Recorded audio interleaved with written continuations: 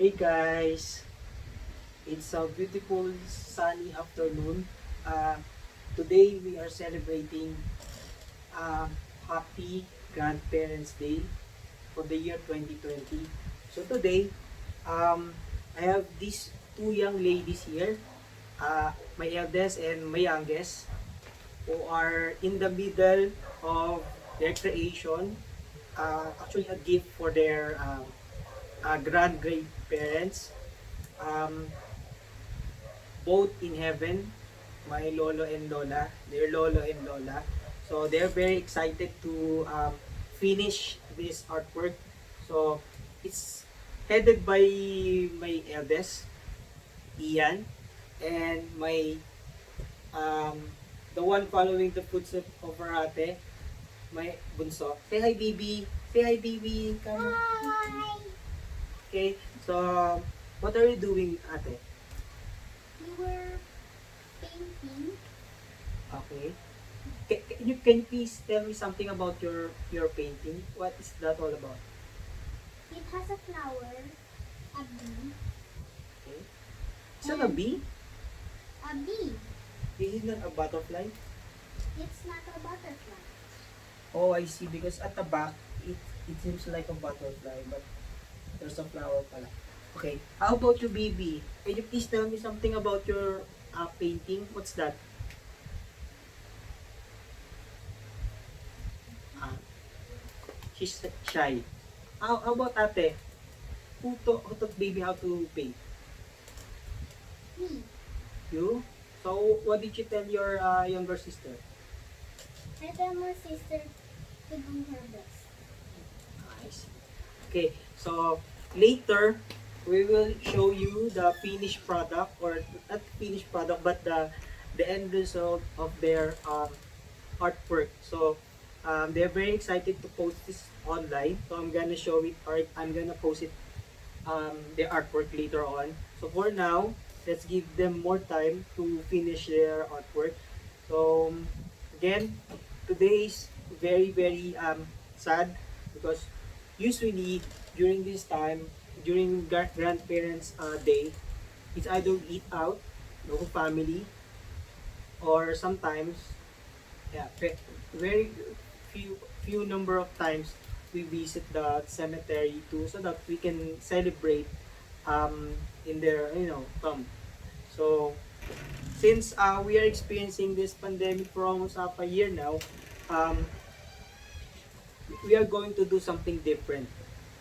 Instead of going out, because first and foremost, kids are not allowed to go outside.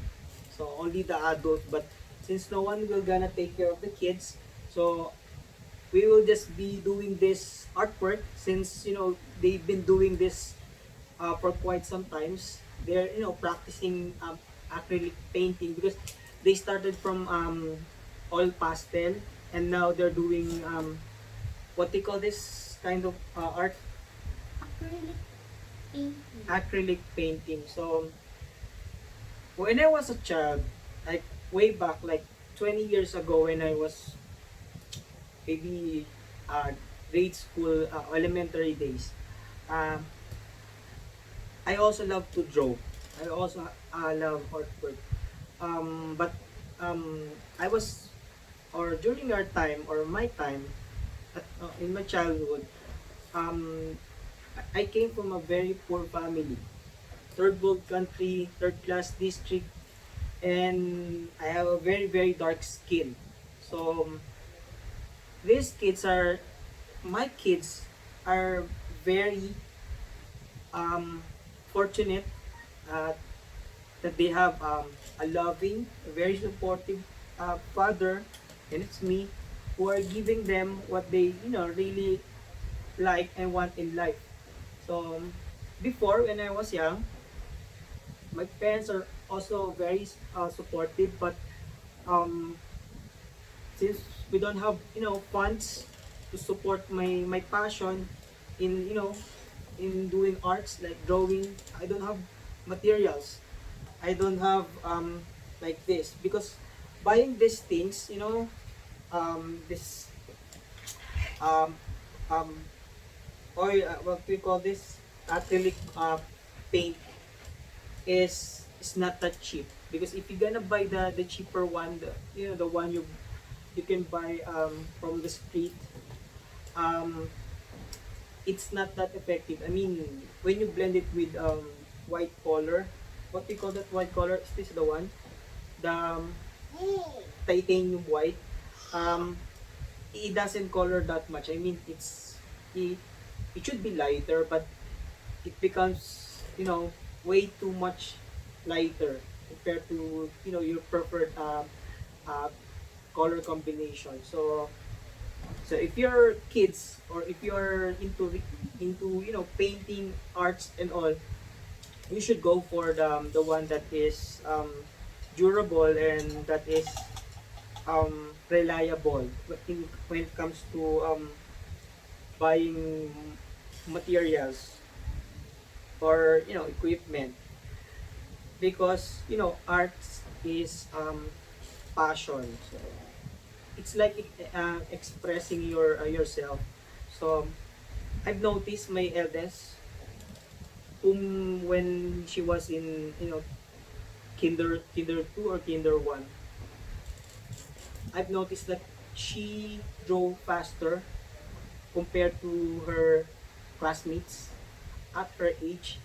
So very much, I remember that very much, like during my time, because when I was in grade school, um, my professor or my teacher told me that, "Oh, Ryan, you drove faster than the rest of the class, and my artwork, or my drawing rather, is neat. I mean, there were lesser smudges, or stains, compared to my classmates." So little did I know that at that time that I really know how to draw. So it was really my teacher, I forgot the name, um, who told me that, "You, Ryan, can draw. You can paint and do those artwork, because I have this um what they call this um a deep, wide, and intensive, or extensive imagination when it comes to art. I mean, I have this tons and piles of ideas when it comes to slogan making, poster making, and all those stuff.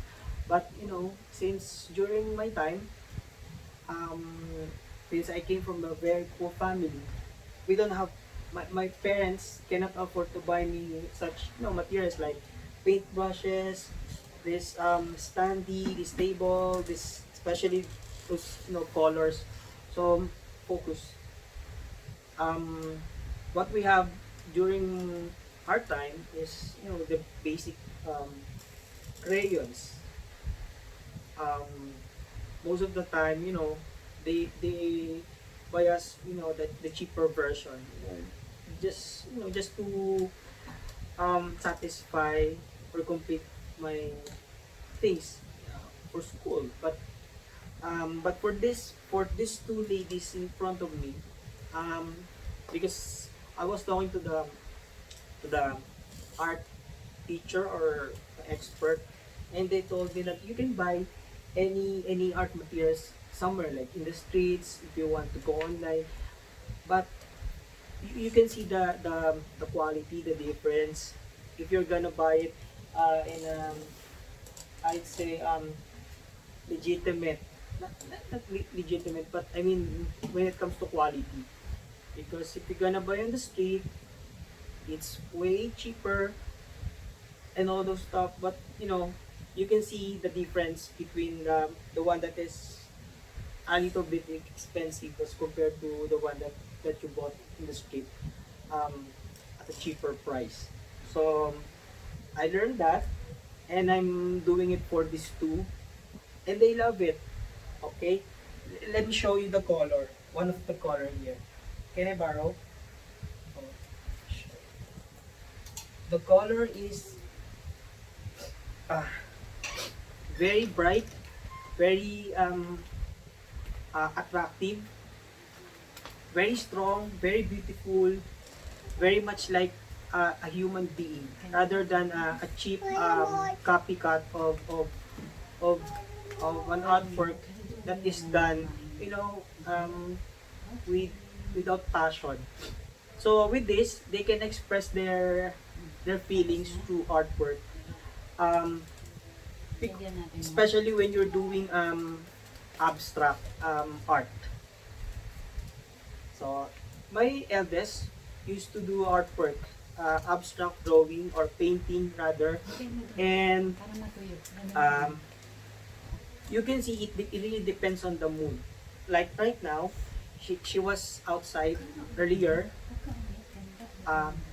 You know, it's within the house. I mean, outside in the garage, and it's open air.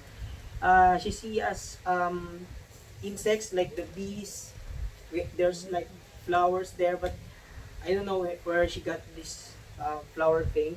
So and then she told me, Dad, I wanna draw. I wanna draw. So and this is the result of her drawing. It's a bee and flowers. So it really reflects what she feels uh, today. So since today is Grandparents' Day again, um, she is dedicating this drawing for our great grandparents. So very happy because she knows how to appreciate, you know, things like simple celebration like, you know, Grandparents' Day, Father's Day, Mother's Day, because she is really into you know, artwork and drawing. So every time there's a celebration, since she doesn't have, you know, on her own money, um, she will draw. Before, she's doing like a um, what we call this, oil pastel. That's what we call oil pastel drawing. So she will draw like a self-made card with, you know, a drawing of family, something like that. But now since the pandemic kicked in, so they leveled up. So they're now practicing acrylic uh, painting. That's what you call painting or artwork. So very excited because sooner or later they will become you know, a great painter. Na gusto ko before. Kaso since maybe it was not my time to, you know, to focus on this passion, maybe I will just let my kids happily enjoy what they have right now because I really want them to focus or to follow their passion and dreams in life. Especially, she wanted to become, it's a secret muna, but she wanted to become a professional someday. And she told me that um, she wanted also to pursue, you know, art. And she loved it. She is enrolled in a notable art school in Alabang. So they are now doing this online art class, and it's amazing and exciting how they combine all together all those experiments and online because, you know, when you enroll children in school, they, they have this some kind of interaction for with the kids, the teacher, and all those because the emotions and socialization is there. But now since it's pandemic, we should not end our lives. I mean, you know, and our passion in drawing in things what that we wanted to do in life. Since we have this technology like the Zoom, Google Meet, and all other you know, medium that you can use to learn, um, slowly we are catching up and learning how to become more creative and more powerful when it comes to um, pursuing our dreams. But this one, it's, I think it's more challenging because um, the first time uh, I saw my daughter learning artwork online, it's really difficult because you're doing artwork and you're looking at the camera, like the lens, and there's another laptop or desktop on your side because there's like a screenshot. You will see there the artwork that is doing by the teacher, the professor. So it's really not, it's really the actual, but you know it varies from the camera because sometimes the creativity, the actual footage or visual may differ depending on the lighting, maybe the temperature, something like that. So it's really hard for me because I prefer um, the actual training because before the lockdown we used to visit the art class every weekend. So it's like two students and one teacher. But now there's online there were like three students at a time. So maybe that's the thing that we need keep um, to keep for now until they discover a vaccine um, for us. So for now, that's too much of a talk. So later on, I'm gonna show you, um, we're gonna show the world or the universe rather, this artwork of my two lovely children. So, okay, thank you very much for watching. I hope you learned um, and be inspired, and you know if you're into arts, so don't be afraid, stand tall, and pursue your dreams to become a painter because that's how you express yourself. And besides, let's say you run out of money and your artwork is good, you can also sell the artwork that you love.